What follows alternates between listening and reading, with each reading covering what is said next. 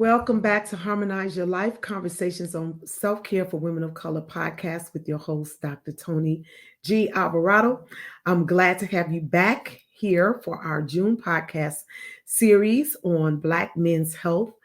It has been a very interesting time of conversations. We've already had conversation with Pastor Derwin Davis, and he shared his weight loss journey with us. And if you have not had an opportunity to listen to that podcast episode with Pastor Derwin Davis, I invite you to go back to my YouTube channel or go back to the Spotify, go to our catalog, and it was our first episode for the month of June for season 10, kicking off season 10 of these podcast conversations. We have been laboring with this podcast for the past 3 years. We started this podcast in the pandemic, and it has grown to be just a real resource and a source of encouragement, inspiration, motivation for those who are being serious about self-care, health, wellness, fitness, mental health, financial health, whatever it is that we need to make our lives harmonious or to harmonize our lives. And so I pray that this podcast has been a blessing to you, as I have already received so many reports of how this podcast is helping women and men who listen to these episodes. Today is no different from any other day on the Harmonize Your Life podcast, in that it is going to be an intriguing conversation. And I have some wonderful dialogue partners with me on today. And I want you to just stay tuned, and we'll be right back right after this.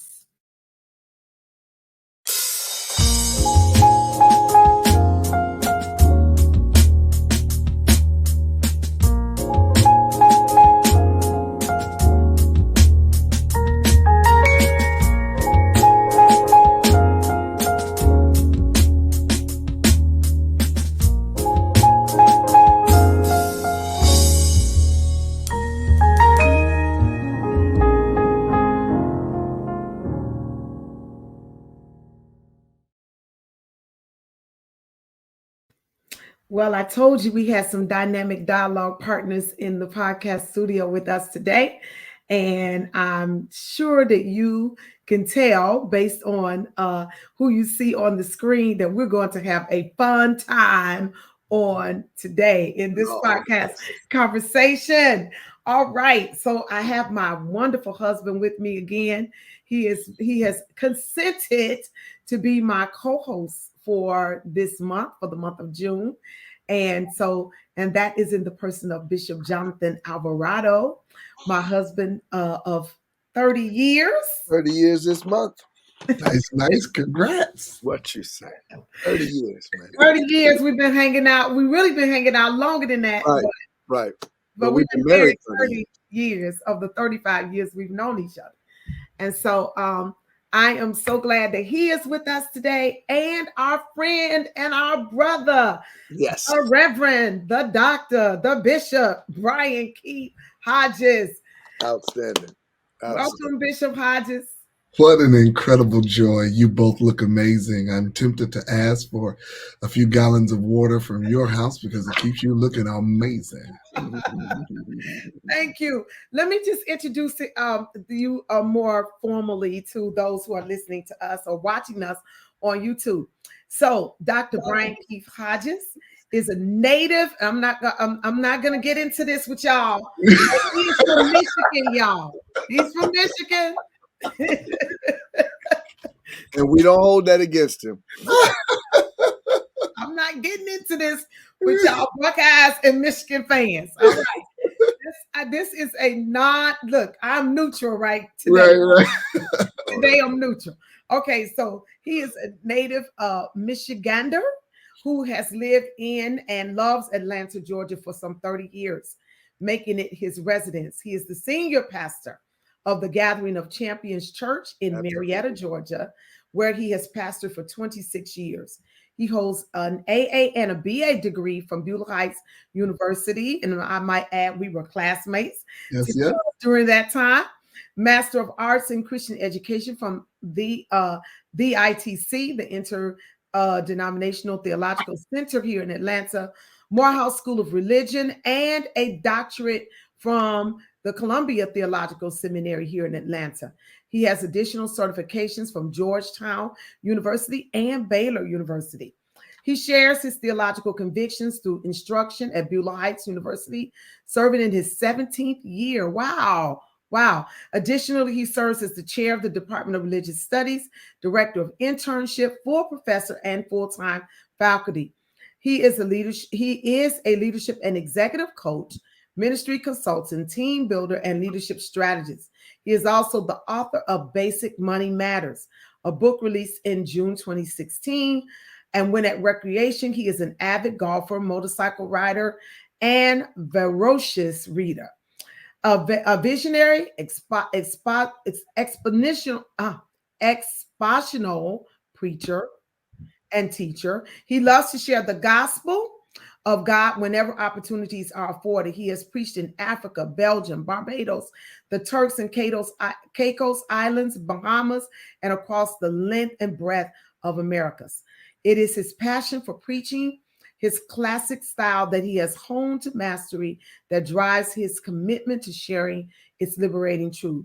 A man saved by grace, called by God, filled with the Spirit, walks by faith, lives under favor, and ready to be a blessing.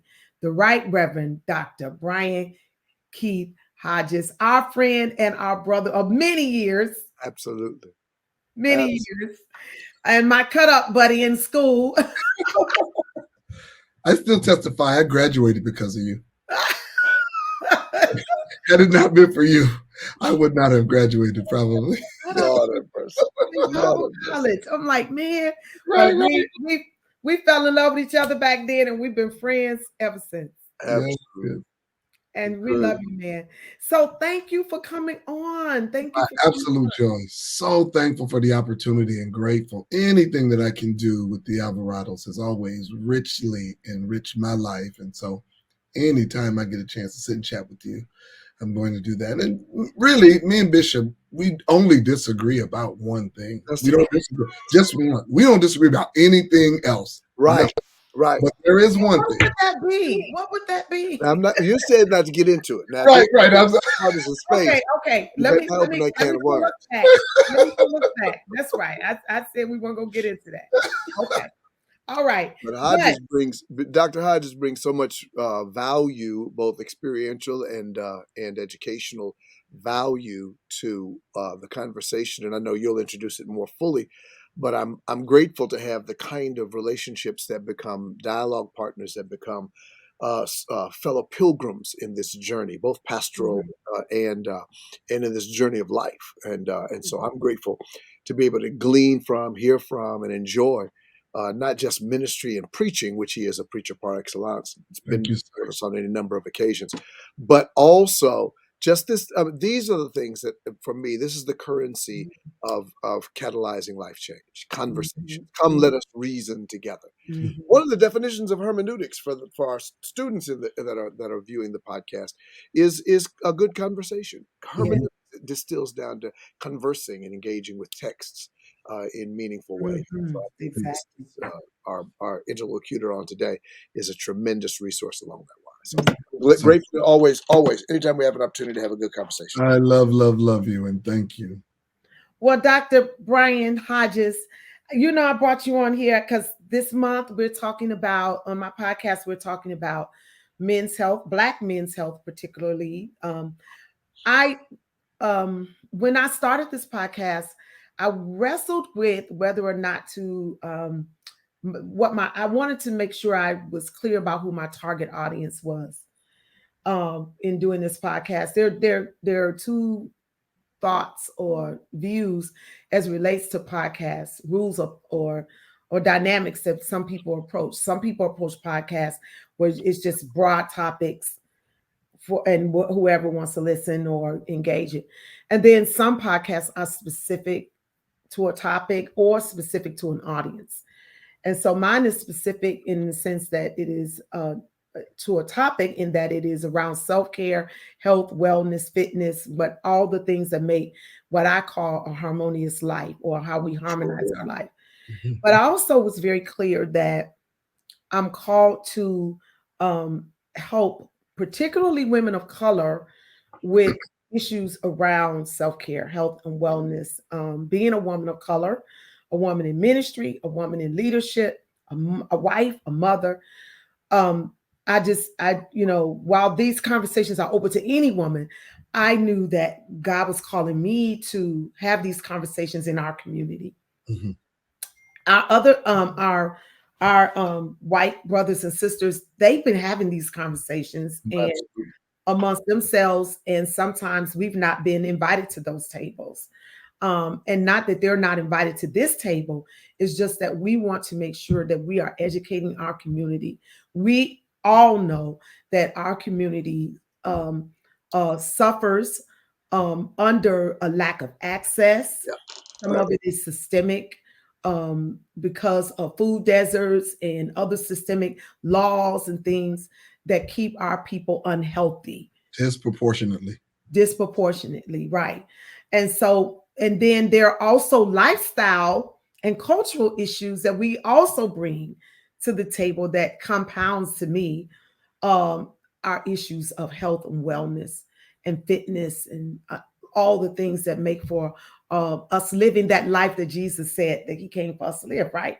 That Mhm. abundant life, or that we would live, as scripture, one of my theme texts in First Thessalonians, when Paul said to the church at Thessalonica, I'm praying that your whole spirit, your whole soul, and your whole body will be preserved blameless until the day of Jesus Christ. And so that's kind of one of the theological substratums for the way I live my life in this space, and helping us see that God is about the totality of our lives, holistic being.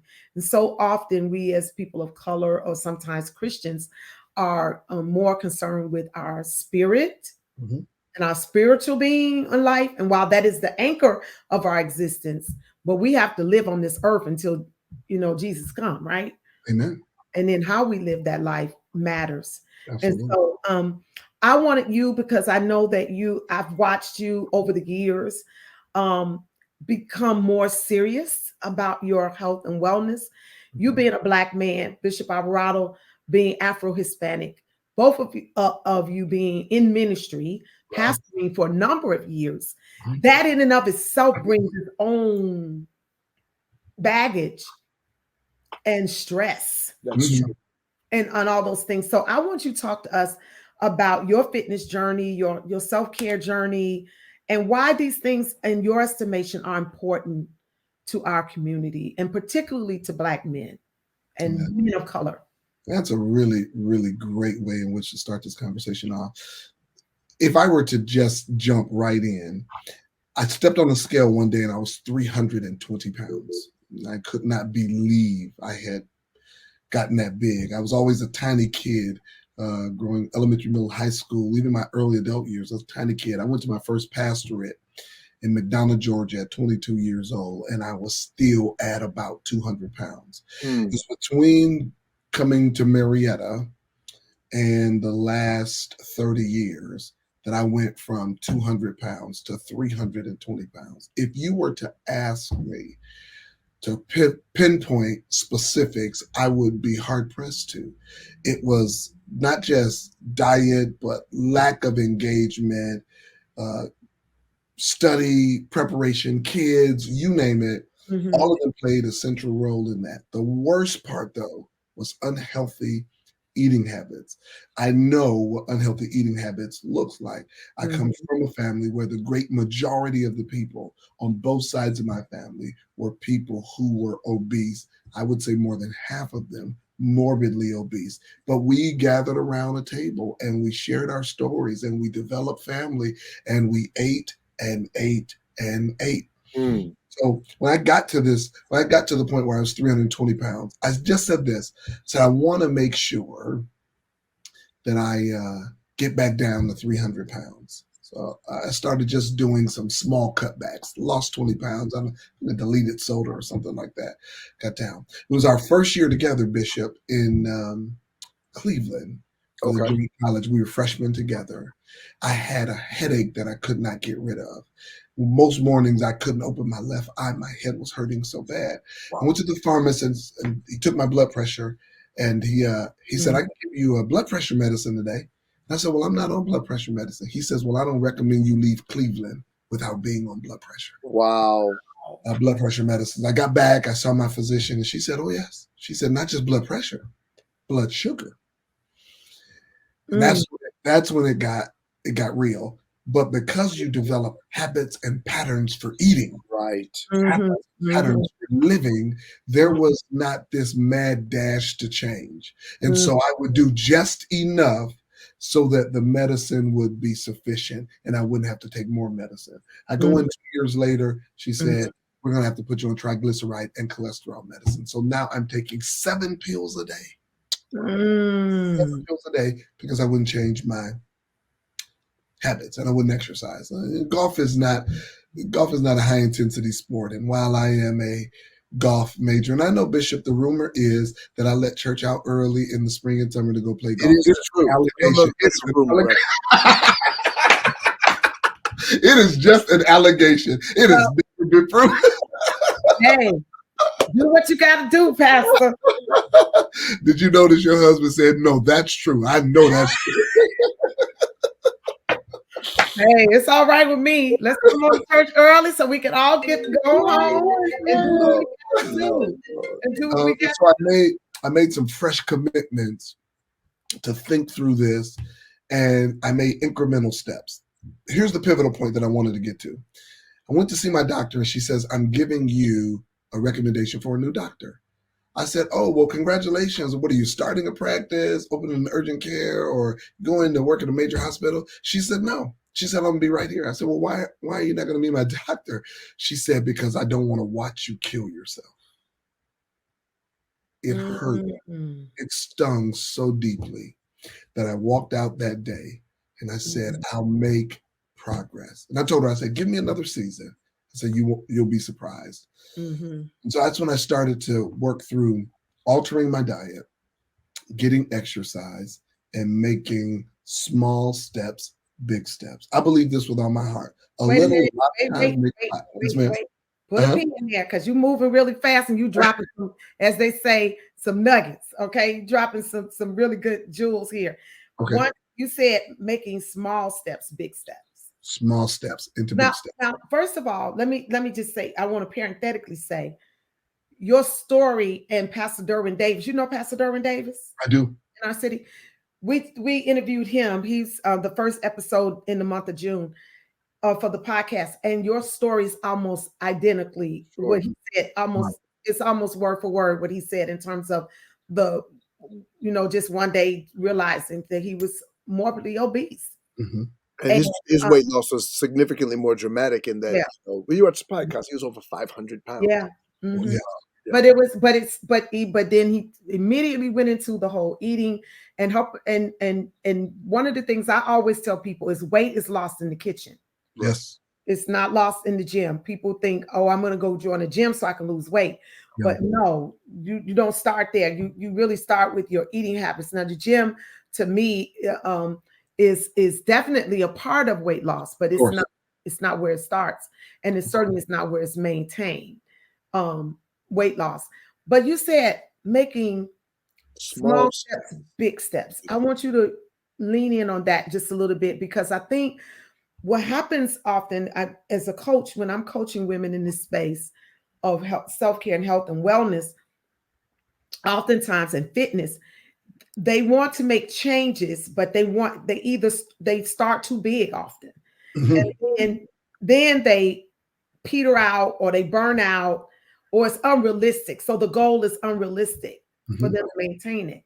And so I always tell them, start small, start where you are. When I started on this journey, I started with a treadmill. On my 37th birthday, just turned 60. And on my 37th birthday, thank you, Johnathan my husband asked me, what did I want that year for my birthday? And I said, a treadmill. And I was like, so who asked for a treadmill on their birthday? I did, because like you, doing ministry, having babies, all that, I suddenly went from a size 6 when we got married to a 16 by that time. And some of that was due to pregnancy, but a lot of it was due to me not taking care of myself. And eating all times of the night, eating the wrong stuff. You know how we do at church, after church and all that, the receptions and the repasses and all that. And so I started where I was. I started small. And I just started with a treadmill. What people see now with my videos and me working out, that's not where I started. No. Say more about that, making small steps, big steps. You know, Dr. Tony, for me, it's really simple, and it can be characterized in one sentence. A lot of times make a lot. I have burned that into my brain. A lot of times make a lot. I think that way. It's the philosophical underpinning of my life. I just believe that a lot of times make a lot. And so this is no kidding, Dr. Tony Bishop. I could not walk from my front porch to the stop sign, which wasn't 300 yards away. I could not. My arches would hurt. My back was hurt. And so I simply said this: I'm going to walk to that stop sign every day. And the next day, I'm going to walk to the first mailbox past that stop sign. And then the one after that. Over the course of about 5 months, I ended up being able to walk 3 miles a day, no pain. I looked up one day and I have walked 12 miles. I asked myself, I said, Hodge, where are you going? I looked down, I had walked 12 miles. I just got out, walked. Before I know it, I'm downtown. After downtown, I'm in another. Like, how did you do this? A lot of times make a lot. That was just the beginning, though, because I was still overeating. I would still get 20 wings and then ask everybody else what they wanted. And I had 20 extra crispy, medium with lemon pepper sprinkle, and 3 soft tacos, no lettuce, extra cheese, and then what y'all want, right? I'm still overeating and drinking a Diet Coke because I wanted to keep my doctor satisfied. This Diet Coke didn't have as much. I was still doing that. And so what was happening was I was finding dexterity in terms of movement and mobility, which I had lost. I was finding that again, but I wasn't losing pounds. I wasn't losing inches because I was doing that. It had gotten to the point where I had to eliminate a cheat day. Yeah. Yes. You could eat anything that you want. I just gave it up. My doctor said to me one day, he said, I know you're thinking like others, one cheat day a week. And he said, I see your progress 6 days a week. You're doing good, Hodge, but you got to give up that cheat day. I'm like, well, just one day, I can just kind of do bad. He said, let me tell you what you did. He said, on your last cheat day, and he took down everything I wrote. He said, on your last cheat day, you ate almost 5,800 calories. Wow. He said, you blew your whole week on one cheat day. And he was right. So you know what I did? I gave up my cheat day. And then I started saying, you know what, Hodge, if you did this, what else can you do? I don't know if you remember Star Wars. Luke Skywalker is telling Yoda he's going to try to fight the dark side. And Yoda says to him, do or do not, there is no try. That's the one. It's do or do not. So I said, I'm no longer going to try. Started going to the gym, got on the treadmill, got on the elliptical and start pushing through. And here's what I noticed. I noticed the more I focused my energy, the more I focused my effort, and the more consistent I would be, I was losing weight. Even when I traveled, some weeks I was preaching multiple nights a week in and out of the airport. I would go to the hotel and they would have the worst workout equipment. I would drag myself in there, get on that equipment. I'm serious because I want it to be consistent. Sure. And that goes along with this. A lot of times make a lot. Consistency is the key. It is the key. Bishop it's just like a little drip of water. If a water drips, it does one little drip is not powerful. But if you just let that little drip keep going, every day, that drip has the power to create a whole passageway. It will cave in, erode a rock. It will remove a mountain. Whatever it's dripping on, but it's not the one drip. It's the consistent drips. The Grand Canyon was forged out by a drip of water. Yeah, by triple water. just consistent drips. And that's what when you was talking, that was the imagery that I was getting. And it does, it's the consistency, it's the a little, a lot. A lot of times make a lot. A lot of times make a lot. A lot of times Make a make lot. a lot. Mhm. Now I hear a lot of what is being said, within the context, and obviously I know in part and prophesy in part. The part I know is engagement in ministry. Mhm. Now, the question for me, the red herring, is how much of ministry in our ministry as ministry practitioners and ministry professionals, how much of that militates against our good health, not just habituated eating habits, but the stressors that Mhm.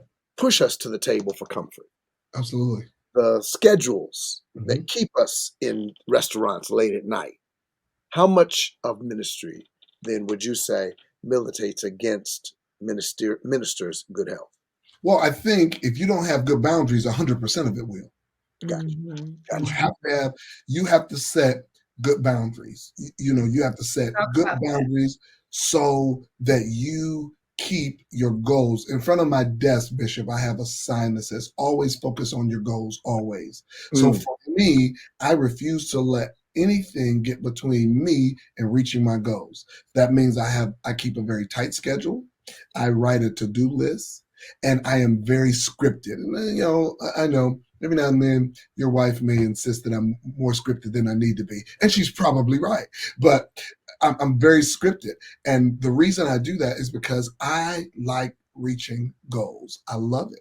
And so what I have to do in ministry is say, okay, here's what the ministry demands are, but here's what I need for my health. Mm-hmm.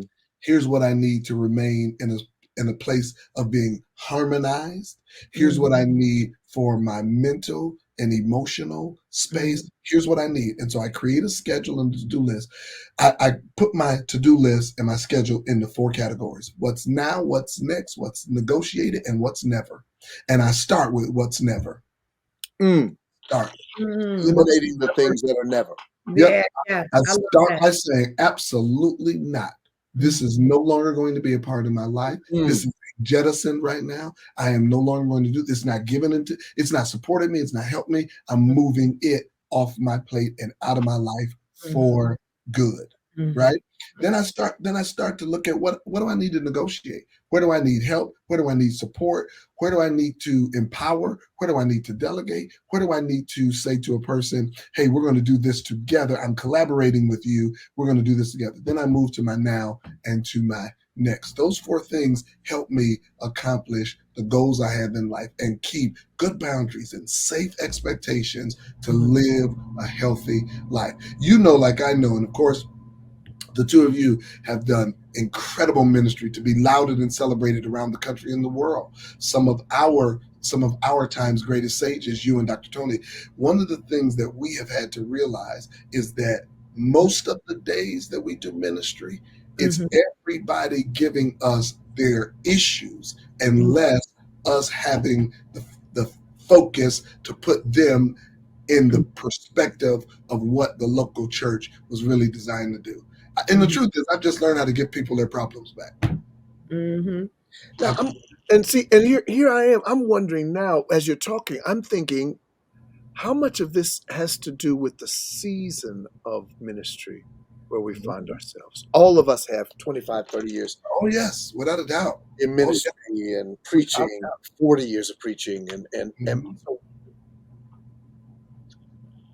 for me, the younger cats need to habituate what you're articulating at this season so that way they can avoid some of the pitfalls, health pitfalls that we've succumbed to. So I'm And wondering how much of this is we're able to facilitate in an earlier season of ministry. I think we can. I think we have a great opportunity Mhm. to change the narrative on Mhm. what is ministerial success. Because I think Right. part of what we have come through, all of us came along around the same time Right. in ministry, and we came into ministry in the era of the mega church, and what was and the redefinition of ministerial success. The Mhm. churches we grew up in did not define ministerial success the way our churches That's exactly right. define ministerial success because of the era in which our churches were birthed. And I Mhm. think now the pendulum is swinging back the Mhm. other way, or maybe to a mid road, if even it will, maybe not all the way to the other side, but maybe somewhere in between, because I think the era that our churches were birthed in, honestly, that was a very unhealthy era in Oh yeah. terms of what was considered ministerial success. Not saying it was Hear you. if we were bad people or we did bad things. It's just that if we came along in an era where everybody felt like it had to be bigger, we all had to be on TV, we all had to have this, that, and the other to be successful, right? And I think now what we're realizing, if nothing else, if the pandemic didn't teach us anything else, it taught us that some of the stuff that we thought we had to have quote unquote ministerial success, we had to do without by necessity, right? And so now we're seeing on the back end, maybe some of that stuff wasn't what we really should have been doing, or at least to the level that we was doing it in the first place. Am I y'all get where I'm We going? all know. I think you are absolutely spot on. Bishop actually helped me with this some years ago. I pulled up to the campus and you guys had twin BMWs. I remember this like it was yesterday. And Bishop was preaching the first or second chapel. Bishop said this. Bishop said we could afford it, but we realized it was no longer practical. Mm-hmm. And from that moment to this one, I have asked myself before every purchase, before everything I do, even in ministry, can even if we can afford it, is it practical that I should have it? And the truth is, it's not. You're absolutely right. I was telling a colleague of mine, I said, I'm really good and saved. He said, yeah, explain that, Hodges. I said, I went to church Sunday morning, Sunday night, Wednesday night, Friday night. We had choir rehearsal and cleaned the church on Saturday. I said, I'm good and saved. My mother was introducing me to preach. She said, I saved him until God did. And under my breath, I said, ain't that the truth? I was going to be a Christian one way or the other because you'd ask her for medicine. She was like, did you ask the Lord to heal you? I'm like, no. So you'd have to pray for a prayer of healing. Then my mother would give you. I'm like, could you just give us the NyQuil? Did you ask him to heal you? No, we'll do it first. Wow. But I think you're right, Bishop.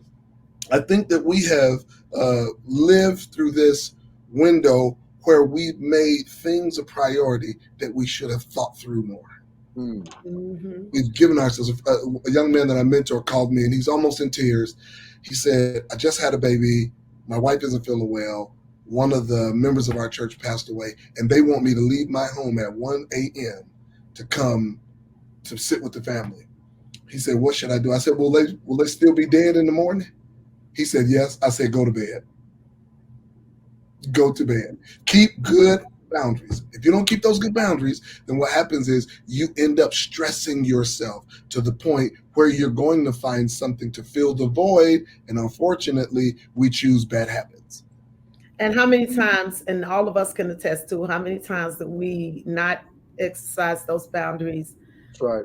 and sometimes, to be honest, thinking, um, if we did accommodate people that they were gonna stay and other, Mhm. when people, it don't matter. It don't matter because you can do all that and it's still not gonna keep nobody in your church. So if they want to be there, they're gonna be there. And that doesn't mean we don't do pastoral care. No, Right. no, we do. We do. What I'm saying is sometimes we've done things because we were afraid of losing people, Mhm. and we still lost people. So And this is such a tremendous paradigm shift because if we're talking about men's health this month, and we're talking about men's and perhaps ministerial health, kind of mhm, coalescing into at least a common rubric, I think that one of the things that we've always prioritized doing, you do what you have to do, yeah, man, you got to do what you got to do, and but what never factored into doing what we have to do is the things that we have to do for us to be able to keep on doing. yeah, And I grew up in a ministerial context where you just did what you had to do for the ministry.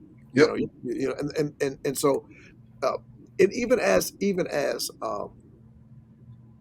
a husband, as a father, even as a man, um, prioritizing those roles and the production aspects of those roles. What do I have to produce in order to make sure that these things are intact? And I'm not, I'm allergic to lazy. Oh, You know, same Oh here. yeah, Same here. ooh, Same yeah. here. I'm just like, so I This can't. is not. This is and yeah. This is not lazy. This is just Yeah, exercising good It's judgment. being judicious. It's being judicious. It's being thoughtful, and it's looking at the previous models, as you and Bishop both so poignantly articulate. It's looking at those previous models and learning something from them. Right? I generally take holiday weekends that holidays that are on a Monday. I take that Sunday off, and I take that Sunday off because I want an opportunity to make sure that I'm good. Right? I realize this, and both of you probably realize this too. Most of my colleagues preached every Sunday through the pandemic. And I brought it up recently to a cadre of my colleagues, and I said, "Do you realize that all of 20 and all of 21, you preached every single week?" They're sitting there looking, going, "Did I?" I said, "We did. We all did. We did pre-records. We showed up. Yeah, For those of us that we yeah, did it every week, and we did it every week because we wanted to be in front of the people." I said, we're so focused on being consistent that we go on autopilot and we forget those self-care techniques that are necessary to maintain and remain consistent. yeah.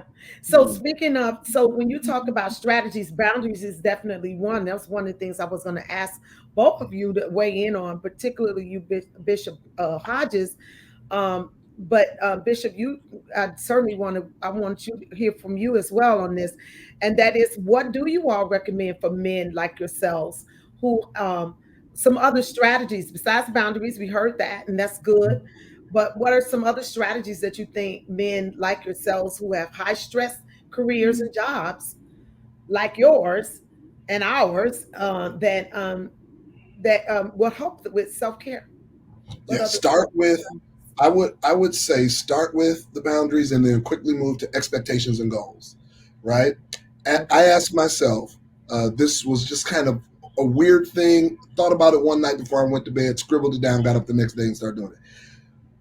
For my height, according to military specifications, I should be 180 pounds. I'm 6 foot tall. I should be 180 pounds. Now, that's not perfect science, but I Mhm. said, that's a good goal. I want to work toward that sure, goal. And I sure. started Okay. working. For Okay. my height and my weight and my age, I should be able to run 5 miles in 68 minutes, I think, right? I can run 5 miles in 58. So if it wasn't for having something to target toward, I Mhm. wouldn't get it. So now, and even though I'm not at 180, I'm working every day. I'm hoping by the end of the summer, I'm going to be at 180. That's my goal. If not, by the end of the year, I'm going to be at 180. And I'm going to continue to work through that. So building the expectation for my diet, building the expectation for my exercise regimen, building my expectation for Yeah. doing things like Mhm. doubling up, doing two a days when I am less Mhm. busy. I'll do Mhm. a 2 days. I work out in the morning and work out in the evening because the Mhm. goal is to get to 180. Then Mhm. to say, what do I traditionally love?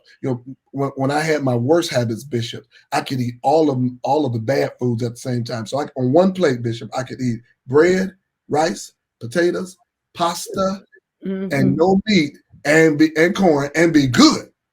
Mm, This mm, is a great meal. Yeah, well, mm. you don't need any meat. This is a great meal. It's all And you starches, just all loaded yourself carbs. down with all kind of carbs and sugar. Woo, Yeah. that's a Right. lot. Listen, confession is good for the soul. It's bad Oh for the no, but brain. we've done Yeah, it. yeah. And I'm like, I no meat, no recently, worries. I recently found out that if you have macaroni and cheese, that you should not have meat. If you have, like, if you like at Thanksgiving, we put turkey on our plate and macaroni and cheese. I recently found out that you really should not have macaroni and cheese with your turkey. That if you're gonna have the turkey, don't have the macaroni and cheese. If you're gonna have the cheese, have macaroni and cheese, don't have the turkey. And I was like, why? And I found out because cheese is considered meat. Yep. It's Yep. considered meat. I hear you. See, for me, one of the things about habituating, expectations and goals, I think that part of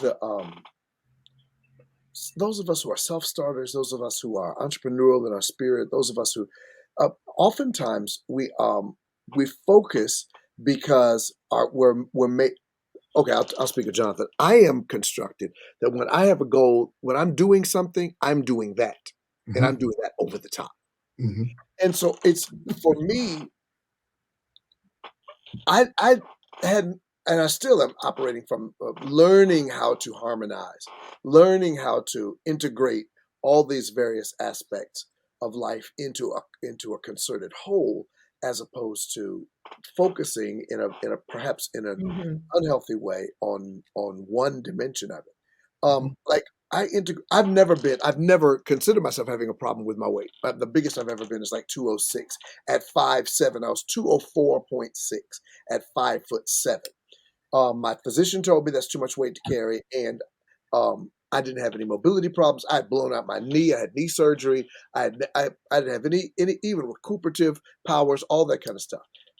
But my A1C level was going up, and so when I became a type 2 diabetic at a reasonably small frame, I was like, but I'm not really overweight. I'm not really this.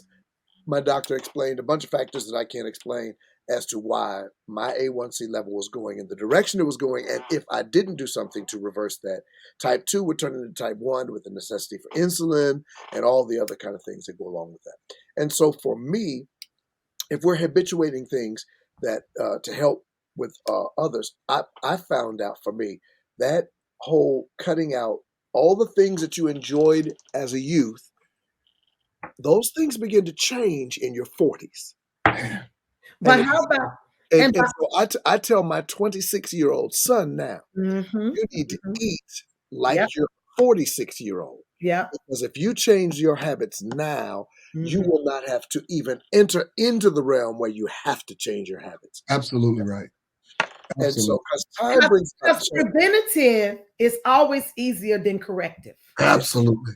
yeah. It's Absolutely. always easier than corrective. Mhm. Bishop, you have turned this thing on its head. It's literally what I said 6 months ago. I said to myself, you're doing phenomenally well, Hodge. You've lost 65 pounds, but never again can your present day treat be anything you liked prior to 40. For example, I love sugar. Now I've never done drugs in my life. But if sugar is anything like drugs, I am an addict. And it I is, It is. and it is am addict, right? So now, addictive. now I'm moving sugar 85% out of my life. Mhm. When I tell you the rarest of circumstance, I will have sugar. The rarest. Here's why: because I already know I can't have a piece, right? I can't have one Krispy Kreme donut, especially if it's hot. I'm gonna have 8. I already know. So I have to So tell you just stay away. cut. Like that's but I was writing with my assistant and he said, Bishop, the hot donut sign is on. I said, I don't even see it. He said, I know you saw it. I said, I did, but I don't see it. Right? Because the last thing I wanted to do is go over there and have a dozen donuts and all he get is 4. He would only get 4 donuts. At least but you are. but Bishop said it well. Right? We've got to stop. We got to stop ourselves now by saying, you can't eat like you ate when you were in your 20s. Now that you're at this age, you've got to make some intelligent decisions. You asked a really good question. There's another thing I would tell. I tell an African American male now, I say to them, do your level best to cut back. Cut back from eating multiple meals a day to Mhm. eating uh, from 2 a day. I still eat. It's been a year this month. I eat 1 meal a day. My window for eating is smaller. I eat Yeah. between 4 and 7. That's it. I eat less, and when I eat less, I am finding myself more energetic. I have a sense of clarity. Mental fog is gone because I eat less. Mm. And I'm saying to people, you don't have to use it as a sustainable model forever. But for Yeah. me, I'm learning that the less I eat, the clearer I am and the better I feel. Well, Agreed. I can testify to the less eating and the window. Yeah. I eat between I start my first meal after my morning workout. And my husband will tell you, I am very serious about not eating after 7 p.m. Yeah. Not eat more than one meal a day because for my metabolism and everything. But I eat smaller meals. Mhm. I don't eat any processed food. I don't eat like our juice. My juice is all fresh juice. I don't buy juice from the grocery store. I'm buying their orange juice, apple juice, none of it. I make my juice fresh in my kitchen. I drink hot water and tea all the time. Occasionally a glass of red wine. And, Right. and amen. Oh yeah, my And doctor told me I had to. He said yeah, he told me you need to drink 6 ounces of red wine every day for yeah. your profession. I said, well, then I will be a Catholic priest or somebody. I don't mean to disparage the Catholic priest. I will most certainly be an alcoholic if I'm drinking. Anything I'm doing every day. See, I don't. My personality is such that I'm going to be. I'm going to overindulge. So, and even with I'm just going to cause. I generally wouldn't interrupt my bishop, but I'm calling for a timeout. Bishop, you graduated from the second most prominent Presbyterian seminary in the country, and they drink all the time. And all right. I mean, we just all did. what? We all went there. And so, but the thing is, it's eliminating. I eliminated. Wow, when I was pregnant with our first son, I eliminated red meat, Mhm. and I don't eat red meat at all. That's one of a non-negotiable for me. Mhm. I eliminated a few years after that. I eliminated sodas out of my, no carbonate. I drink absolutely no carbonated drinks, any of it. And so because it's so much sugar in it. Yes. It is so much sugar in it. And so, but yeah, so having those non-negotiables, having that window Mhm. when we eat, because we really eat more food than our body can consume and process. And Dr. Tony, you know what's so interesting? We don't have to give up everything. Right. We start by being disciplined with reductions. Mhm. And once we start getting disciplined with reductions, we'll find out how easy it is, right? So for me, it's nothing, when you go down to one meal a day, it's easy now to skip a whole day and say, you know what, I'm just going to double down on my water, double down on my green tea, and move into the next day. And then, have a good meal the next day. And that's it. But we think it's so hard. It's really not hard. And we have to get over this whole concept of what we have heard versus what we have researched. Right? I'll just have me 2 bananas for breakfast. Well, bananas are loaded with sugar. Loaded with sugar. Right? And so you think that's good because I'm just eating fruit. I tell them, be careful with fruit because fruit has a lot of sugar. With red, I love red grapes. So I used to think because I'm eating a bag of red grapes that I'm doing good. Now I limit the number of red grapes I have. And I count them out. 6. This is what I'm gonna have. And then that's it. And I'm not gonna have no more today. Well, you didn't have to tell us you count them out. We already knew you did. And for those of us that know you, we knew you. It's 6, not 7. 6. That's it. Even the Wilton one, I'm throwing the Wilton one away because I don't want to be in my total. No, but you have to be that serious about it. Yes. If you're going to make these changes, and what I have found in making these changes, it changes my palate, and I don't even desire some of the stuff anymore. Or if I tried to go back, I remember one time I tried to go back. I tried to drink a soda after going years without drinking one. I was at an event and I was like, well, I'm fit in with everybody else. I'm gonna have a Coke. I put that thing in my mouth and I almost threw up, literally, because it was my body just immediately was like, "What are you doing?" Yeah, mine is coffee. Oh Lord!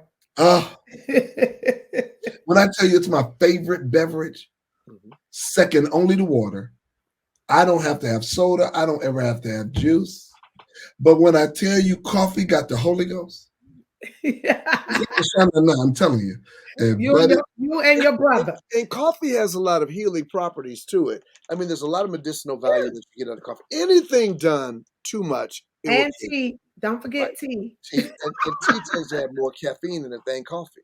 But here's my thing. Agreed. It does. You open the door, babe, on 2 things. And one of them is when you start, I think Hodges, your notion of portion control has. I mean, we could spend 2 more podcasts talking about portion control because of Yeah, its that's health a whole, benefits, yeah. its diminution of the intake of calories, its economic benefits, all Oh, of the dynamics of that. Pastor Tony and I tend now, when we go to a restaurant together, we'll find something on the menu that both of that us we like, both like and Yes. share.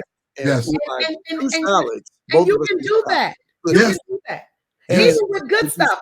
We was at a restaurant yesterday and I wanted a salad, but they make these salads so big. And I'm like, I'm not gonna eat all that. Mhm. So another friend was at the table, she wanted a salad. And I said to them, well, I'm buying a salad, but I need you to split it up in the kitchen, make 2 plates with that one salad. Mhm. And they brought it in, brought her half, brought me half. It was still a full plate of salad. surely Yes. it was. We just eat too much And at that in same America. restaurant, I'm looking around the table, and so there's a table here and 4 people on this table, and they're all in our party of 10 or 12. And so I'm the last one to order. And so they get, all right, sir, what would you like? No, I, there are appetizers on the table. All these other main courses coming around. Mhm. There's plenty of food on the table. Yes. Absolutely. I'll have Absolutely. plenty. I have a plate. I'll get some of that. I'm gonna take some of that. Fork me off some of that salad over there. Listen, Just dip me a little bit of mashed potatoes. Give me one of those medallion tenderloins down there, and I'll eat Mhm. that. I eat Yep. some salmon. Mhm. That's that smoked salmon dip they have at J. Alexander's is delicious. I ate that, and I was and that was it. And full. we were done for Okay, the I didn't day. eat again until this Done morning. for the day. Right. So, Done but for the the other day. thing, now this there's the theological import of moderating, Mm. the theological import of spiritual disciplines, Mhm. of desiring the things that make for good. I think that in some way we have to reorient self and community Mhm. theologically around what all that means and how living. I mean, the discipline of fasting has not just spiritual, intangible inurement. There's this sense by which fasting not only is spiritually connects, but it also does something. Sabbath has as much I to do was with getting ready to say as it does Sabbath. with Yes, fasting. yes, yes, So these ideas, I yes. think that a holistic lifestyle. And I opened a can of worms because, well, babe, you actually did, and I'm just piggybacking on something you said. And I wanted to quote you, but I can't. We're gonna have to come back and talk about this whole spirit, this Sabbath piece, Right. because that's a whole nother And thing. then the other thing that we haven't discussed, and I think we probably should, is friends and company. Because I'm thinking now in a ministerial context, and perhaps even in a broader male black men context. Mhm. I am just coming to discover that the friends I have that are healthy are the friends that, I mean, my health is predicated upon the friendship Yeah. I've developed with my trainer and with Mike Gamble and with Al Roberts. And these cats think healthily and rest and do the things that are necessary. And they look at you and they'll say, "Hey, you look really tired, man. Are you that kind?" Those are, so I think that, and there's So are spiritual. you all as men? Can I ask you all this question? Because women, we have these conversations. I Yeah. don't know how y'all roll, but women, we have these conversations about how we're feeling. We have these conversations about what's going on in our body, something's happening with our breasts, whatever. We have those kind of conversations with each other, with our girlfriends. So my question to you all as men, do you all have spaces or have you created space for you all as men to check one another and see how one another are really doing? Not that, you know, surface. How you doing, bro? I'm good. That kind of There's some things you'll never hear a man say. You'll never hear a man say, "Bruh, come to go to the bathroom with me." stuff. You'll I don't never mean hear. that. You'll I never don't mean hear a man. You'll never hear Hodge or Alvarado look at each other and say, "Does my butt look big in these jeans?" You'll never hear, brother. You'll That's never hear. okay. I get that. I get that. I, So yes, we do that's that. Girls part do of that with each other. We do that. culture. I'll be But like, but, girl, what? I preached a message one time. First Kings chapter 4 says that Azariah the son of Nathan was placed over the officers. The king, it lists all the appointments of the king. And by the time it gets down to verse number 5, it starts about Azariah was placed over the officers. And it says that Zabud, the son of Nathan, was a priest, and he was appointed. And then the last line says, he was appointed because he was the king's friend. Mm-hmm. And it just, I began to think through. Derek Barbie was on our staff. You both know him. Derek Barbie's probably, beside my brother Pete, Derek Barbie's my best friend. And this dude put a cat on his cabinet and paid him to be his friend, Mm-hmm. which says that we don't have, men oftentimes don't have a theology of friendship that supports the necessity for the kind of relationships that can mutually. That's that whole harmonizing your life, Bishop. Absolutely. It's true. It's true. I think that was the most traumatic piece about losing Bishop Hall. Bishop Hall was my everything friend. He was the guy I told all my secrets to. He was the guy that I told, here's what I did in our business meeting. And he say, you did what? And I said, yeah, I did that in my business meeting. I said that. He said, on tomorrow, go apologize. And he called me back a week later and said, did you apologize? And I said, no. He said, well, you need to apologize. And he said, I'll call you Monday and I want an apology issue. He said, you were wrong. I needed him in my life because he was the guy that would say, Hodge, no. Or he was the guy to say, Hodge, I'm supporting you. Or Hodge, do it. I think what you're asking is a pivotal question. Men affirm men in their group, and we affirm what they do over and over. It's just who we are. These my homeboys, we affirm them and we keep it moving. Even when we know there are moments we need to say to them, hey bro, I noticed that over the last 3 years, your waist has gotten bigger.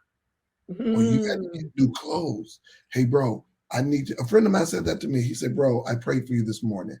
And, our typical, oh, thanks, bless you, man, thank you. He said, no, but I want to tell you what I prayed for. I said, what was that? He said, the last time you preached for me, you were in a 48, you're in a 54. He said, and I wanted you to know, I prayed that you will come to yourself. I appreciated him. My other friend said, man, you ought to mind your business.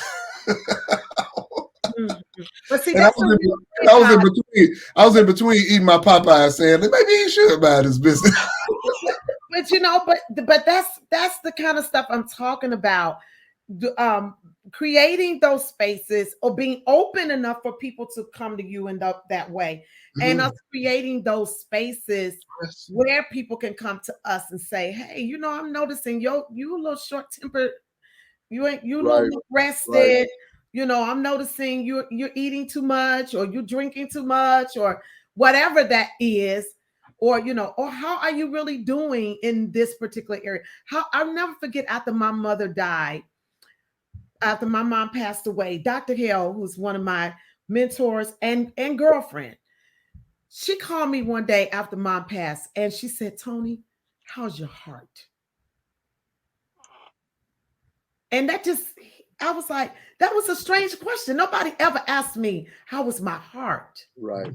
You know what I'm saying? She didn't say, how you doing? She didn't make it that blanket, I'm praying for you, generic, yes. That kind of thing. You know what we do. She was intimate. She said, how is your heart? And she had permission to do that. Yeah. She had permission because there's this intimate bond between the two of you, and that there's never going to be a time she's going to do anything to. Because my heart was safe with her, right? There you go. So me bearing my heart, so I could say to her, you know what, I'm hurting, or I'm angry. Why did this have to happen to my mother? You know what I'm saying? I can say that and not be judged for not being spiritual or something. Right. A very safe space. Now, since you brought up this whole intimate connections, etc., and people can say what they need to say, I'd like to say something to you. I watched your last sermon at St. Philip, and I wanted to say to you, did you not realize there were other people on to preach as well? Because quite honestly, in my opinion, I said my sister obviously does not know that there are other people on this same program, on this same platform. That's what I said. I didn't say it publicly. You could have called me and said that. You could have called me. You got my Good phone stuff. number. You Oh, didn't that's have to good put me on stuff. blast on my This, own podcast. this woman has one gear, and it's 100. She don't have 99. She don't have 50. I'm quite obvious. I only had 2 minutes to get it in. So, look, And buddy, did you get it in? Did you? Look, I only had 10 minutes now. You know, if you give me 30 minutes, I'll warm up to it. Yeah, some people need a runway. You just need a launching pad.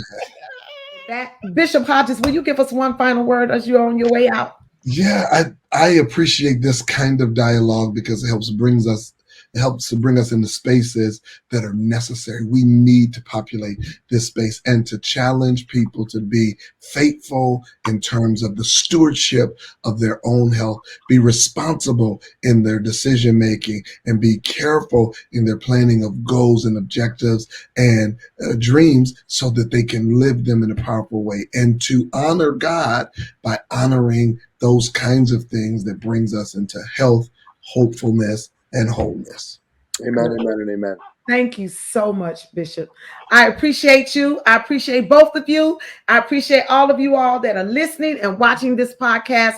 I want you to know you can go to drtonyalvarado.com and subscribe to this podcast on my website, or you can find us on Google, Apple, Anchor, Spotify, or you can go to my YouTube channel. Please go to my YouTube channel, like, subscribe, share this podcast conversation with others that you know, and every man that you know. Listen to this podcast, and so that they can become healthy in their spirit, soul, and body. Join the Harmonize Your Life Women's Self-Care Network. You can do that on my website as well. If you like my t-shirt, you can go to my website and you can go and take part in my fitness wear there, our fitness apparel there on my website, drtonyalvarado.com. We have fitness pants, t-shirts, and all the stuff that remind you to take better care of yourself. I am so excited again to have with us Bishop Brian Keith Hodges in the podcast studio with us today. He has been our dialogue partner and our thinking partner on today and helping us mind this thing out just a little bit at a time, right? Just a little bit. What you say? A little bit, a lot. A lot of times make a lot.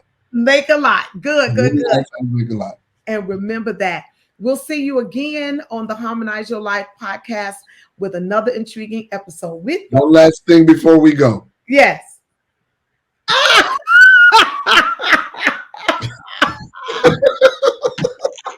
That says Georgia, not Michigan. Well, thank God. But it's blue. Thank God. It's a peace offering. I can say amen to it. I just, Lord have mercy. All right. Goodbye. Thank you. Take care. Love you both so much. All right. We'll see you soon. See you later.